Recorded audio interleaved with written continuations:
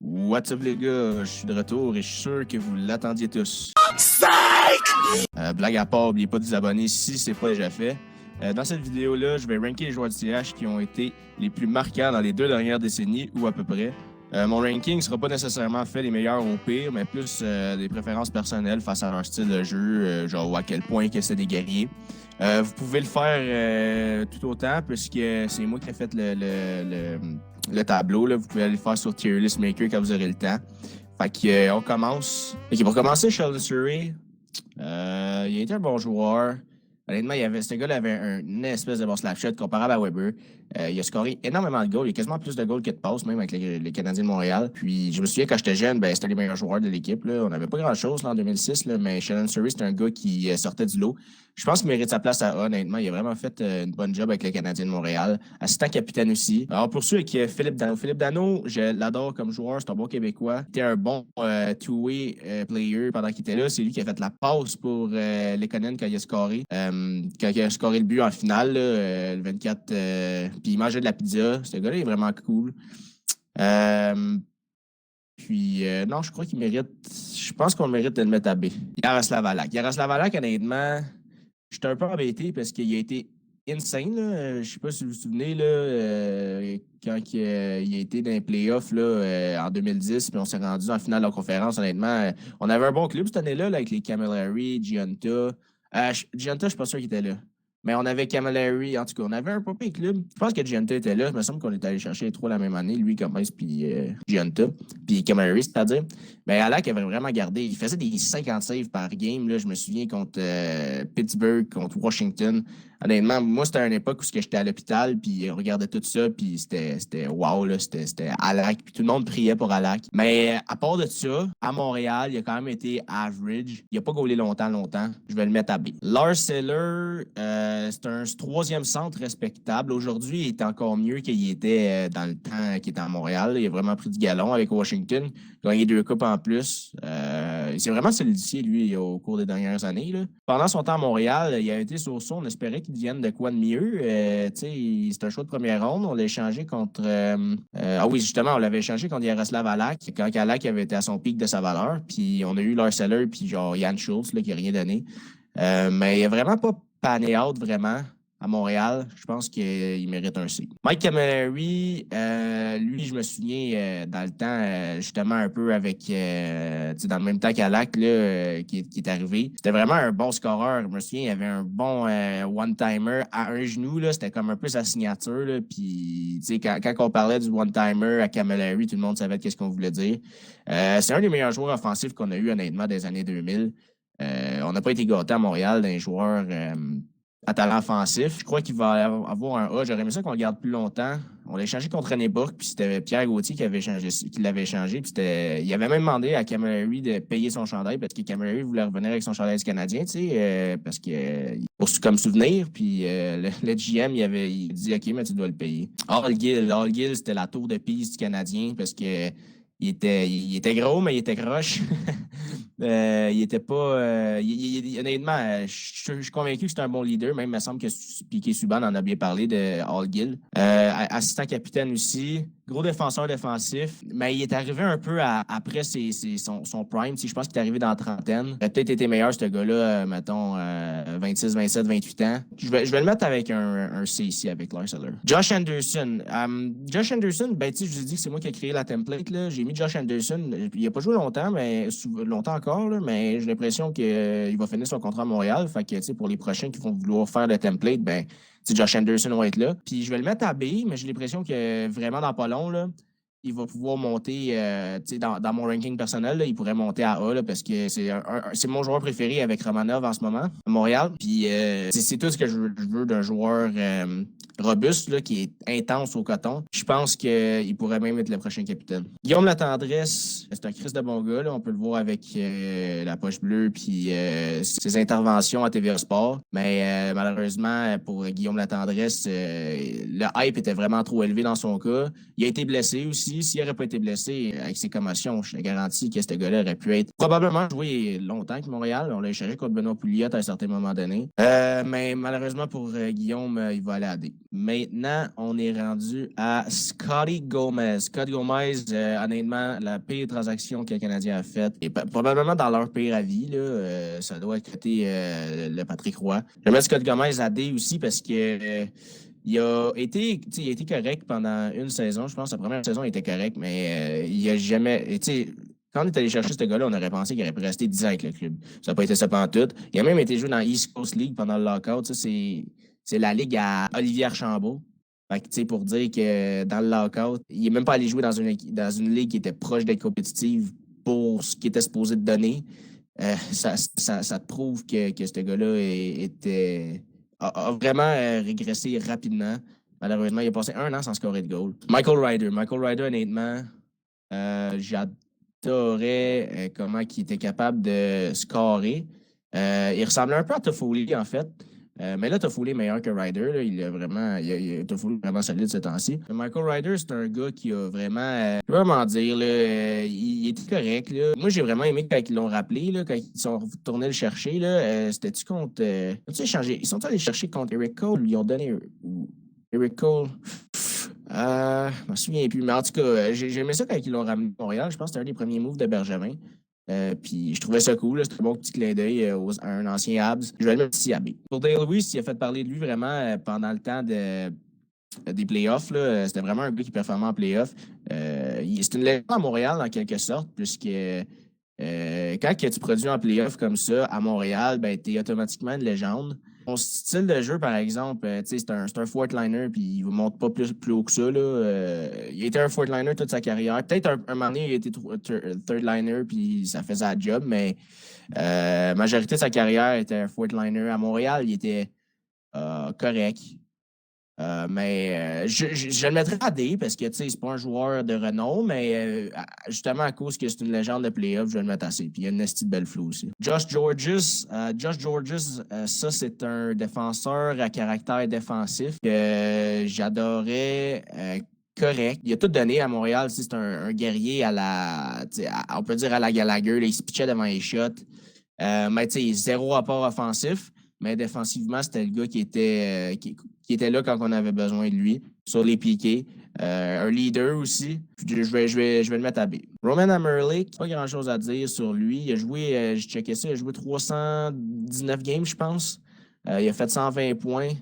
Je trouvais que c'était une bonne acquisition à l'époque. Là. Ben, je m'en souviens plus vraiment parce que j'étais bien jeune, mais je trouvais que c'était une bonne acquisition dans le sens que c'était un peu inattendu. Comme c'est un ancien first overall pick. Il a donné des bons services aux Canadiens. J'hésite entre le mettre entre A et B, mais je pense que je vais le mettre à B parce que si je check ça, Camilleri et Surrey sont pas mal meilleurs. Bon, là, ça, c'est Steve Bégin. Là, quand que je parlais tantôt de joueurs qui remplissaient un rôle vraiment qui pouvait monter dans ma liste à cause de leur rôle, ben Steve Bégin, c'en est un à cause que lui, c'était un peu comme Georges, c'est-à-dire qu'il avait peur de rien, puis il se faisait mal, puis il continuait, puis il y avait rien qui pouvait l'arrêter.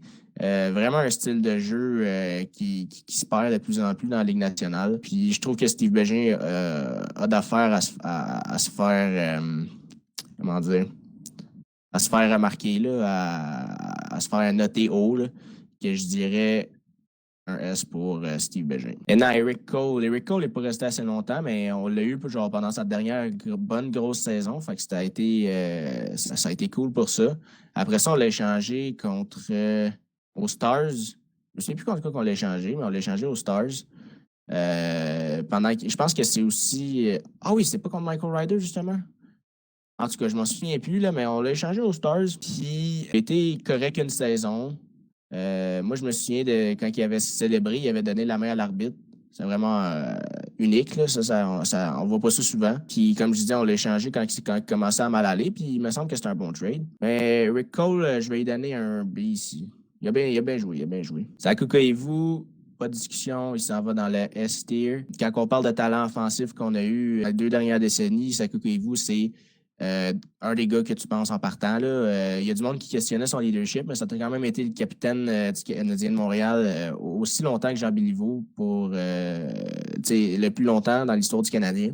Koivu a sa place ici à S. Galchenyuk, je sais pas. J'ai un peu les idées des deux bords, là, un peu les idées nuancées parce que c'est pour ça qu'il va à la baie, justement, là, en plein milieu, parce que Colin, qu'on a gâché son potentiel à certains moments en le mettant sur sa quatrième ligne, mais son attitude qui démontrait hors glace, là, ce que j'ai entendu, puis le party, puis tout, là, c'est ce qui l'a vraiment coulé, je pense, parce qu'il aurait pu être un bon joueur, puis après ça, il a changé d'équipe quasiment à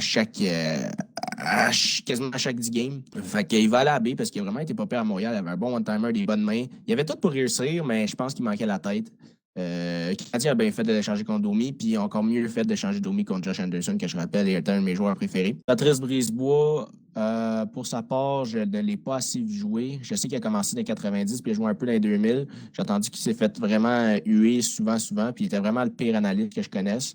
Mais je pense pas qu'il était un mauvais joueur de hockey. Je vais le mettre à B. Max Pacioretty, il n'a pas le choix d'être dans le gang avec Koivu. Je veux dire, j'aimais vraiment pas le joueur. J'aime vraiment pas le style de joueur. Je trouvais qu'il avait pas la meilleure attitude. En voulant dire, sa photo, il a de l'air content, mais il avait de l'air, jamais de l'air content. Puis je pense pas que c'était son esprit de leadership hors norme à la Weber qui sortait quand il faisait la bonne. Mais je reconnais quand même la shot.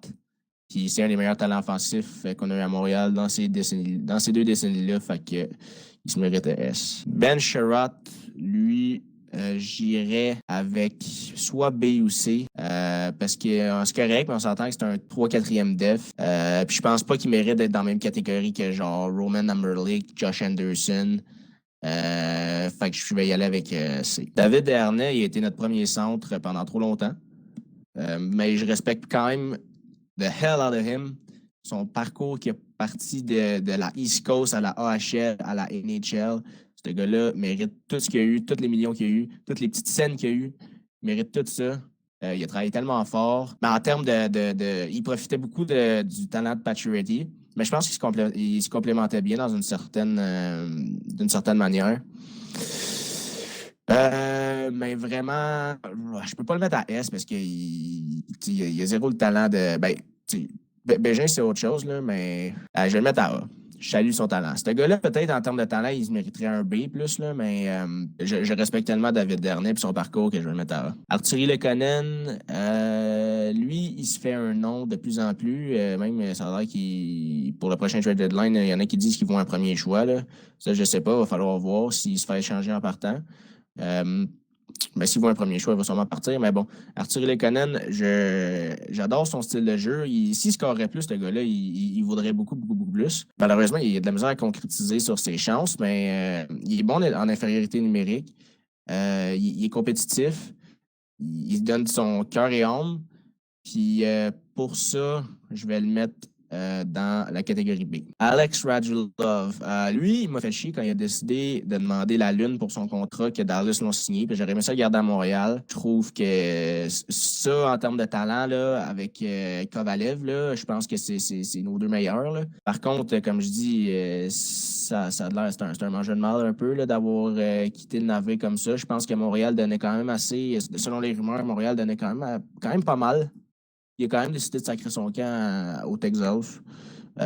Mais pour la grosse saison qu'il nous a eue, pour le but magique qu'il a scoré contre les Rangers à une main en playoff, il a scoré aussi en prolongation. Je ne sais pas si c'est le même but, là, mais pour tout ça, il mérite un A. Andrei Markov, légende du Canadien, for sure.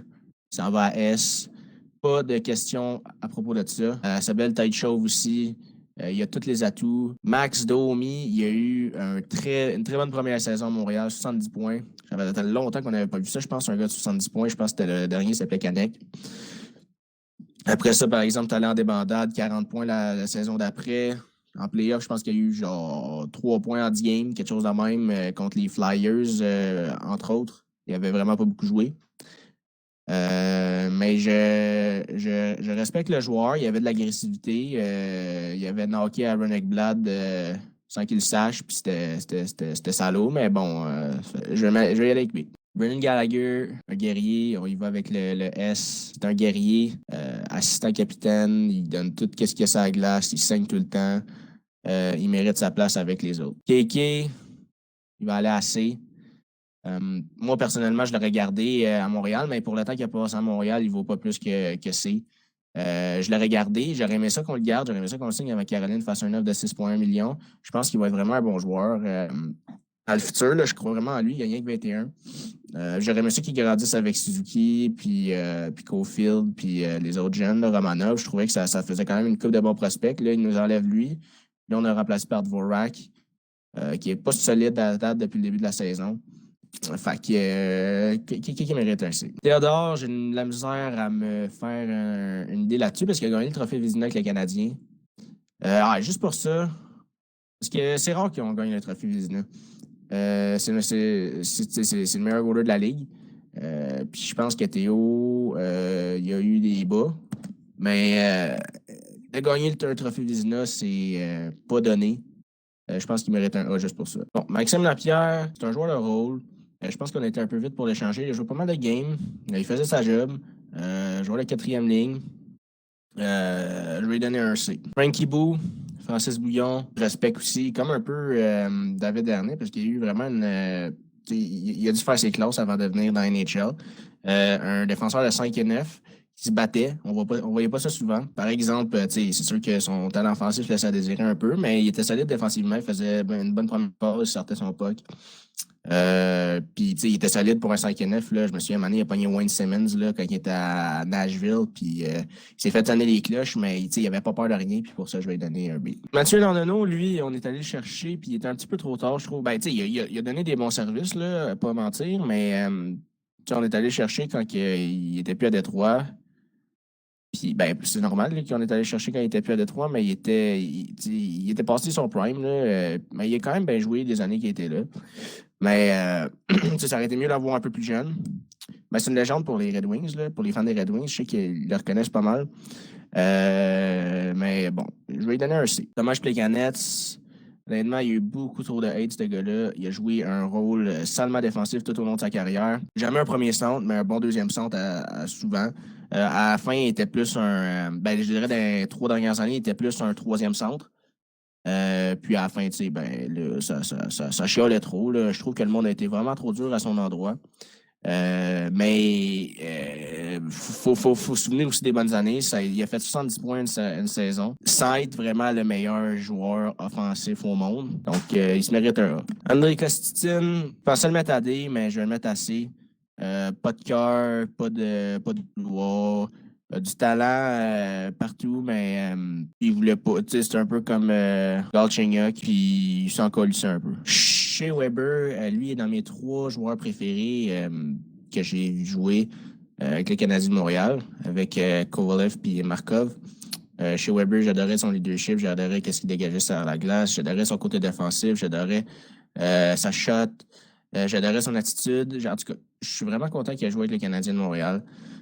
Donc, je vais le mettre à S. Mark Streit, je vais le mettre ici à C parce qu'il ne s'est pas développé assez à Montréal. Il s'est développé ailleurs, mais pas assez à Montréal. On l'a eu jeune. On l'avait même placé à l'attaque dans le temps, je me souviens. C'est dommage qu'on ne l'ait pas fait marcher. C'est dommage qu'il ait quitté aussi. Bref, il va aller à C. Jonathan Drouin, j'aime vraiment pas son attitude. Je suis capable de reconnaître qu'il y a des sales talents offensifs, mais il n'y a pas le choix d'avoir quelqu'un pour jouer avec lui qui va le faire marcher parce qu'il va pas être capable de faire produire les autres. Je pense vraiment plus que s'il a besoin de produire lui-même, ben ça va être essentiellement avec quelqu'un d'autre qui va être capable de bien se compléter. Là. Vous allez dire, ouais, c'est rare que les joueurs ils sont bons ils sont capables de faire produire tout le monde sur leur ligne à eux autres tout seuls, c'est vrai. Mais on s'attendait beaucoup plus de Jonathan Drouin. Puis je peux pas le mettre plus haut que C parce que là, j'ai pas envie de le mettre avec des Bouillons, des Dano, des Josh Anderson. Je pense que C, c'est ça. Nick Suzuki, je vais le mettre à B ici. Ce gars-là, il va être vraiment bon pour le futur avec les Canadiens de Montréal. Il va monter un peu comme Josh Anderson. Là. Si je refais ça dans peut-être, mettons, 5 ans, là, Suzuki va être plus haut, sûrement, comme Josh Anderson. B, c'est sa place en ce moment. Mike Ribeiro, problème d'attitude, pas trippé. Un autre un peu comme droit avec des talents offensifs insane. Ribeiro, ça n'a juste pas marché, il va aller à C. Charles Zetnik, on va le mettre à C lui aussi. Correct joueur, mais sans plus. Il n'a pas joué très très longtemps à Montréal non plus. Lui, c'est lui qui a eu un accident au cou. Là. Je sais pas si ça vous dit quelque chose. Next, Paul Byron. Paul Byron, je respecte aussi vraiment, vraiment, vraiment, vraiment beaucoup parce qu'il est tout petit, tout petit, tout petit. On l'a pris au balotage, puis il a été vraiment sensationnel pour un joueur pris au balotage. Il a scoré des saisons de 20 buts. Là, c'est dommage parce qu'il est blessé, mais j'ai vraiment hâte qu'il revienne au jeu. C'est un joueur que j'apprécie vraiment dans son ensemble. Attitude, patin, il est vraiment... honnêtement, ce gars-là, je pense qu'on lui doit respect. Je vais le mettre à B ici. Jeff Petrie, il va aller à B aussi. Il a une saison affreuse. Je ne trippe pas sur son attitude qu'il démontre en ce moment. C'est pas la meilleure façon pour montrer aux kids la voie.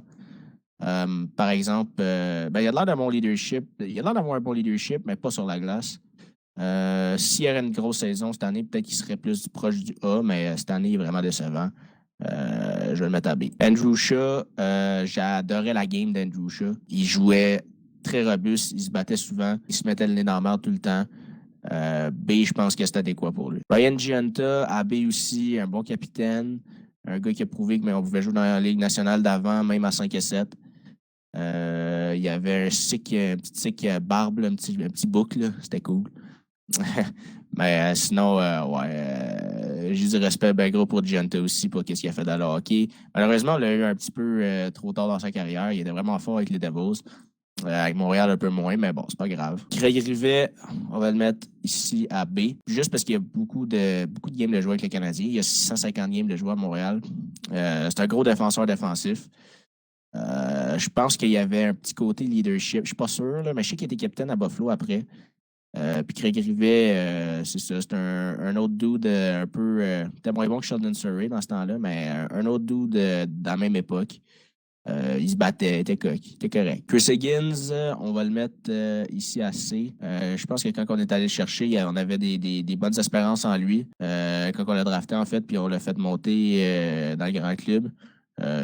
Il a été correct, sans plus. Tomas Tatar, je vais le mettre à C aussi. Il y a eu des bonnes saisons régulières. Il y avait une grosse chimie avec Gallagher puis Dano. Par exemple, en playoff, c'est vraiment une merde. Puis ça, quand il était bon en saison, mais pas bon en playoff, je trouve que ça veut dire des affaires. Même pas juste à Montréal, mais ailleurs, il était pour en playoff. Fait que, il va aller dans le C. Yann Boulis, même chose, c'est un joueur des années 2005-2006 quand j'ai commencé à suivre le hockey. Il a un sacré crâne, mais ça ne vaut pas plus qu'un C. Yannick Perrault, j'ai checké ses stats, je ne me souviens pas de lui vraiment, mais il a eu des bonnes stats quand il est arrivé à Montréal. Il n'a pas joué longtemps. Mais je pense que c'est fair de le mettre à B. Kovalev, c'est mon joueur préféré de tous les temps. Depuis que je suis le hockey, quand j'ai commencé à suivre le hockey, en fait, c'était Kovalev le meilleur joueur du Canadien. Il avait des skills, il avait la flow. Il a scoré un but pas de casque, que ça, c'est un but que il va être dans les annales jusqu'à longtemps, longtemps, longtemps encore.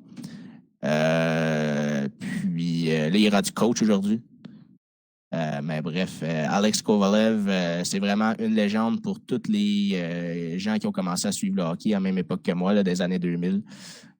Puis je pense pas qu'il mérite plus bas que S. Travis Moen, un joueur de rôle.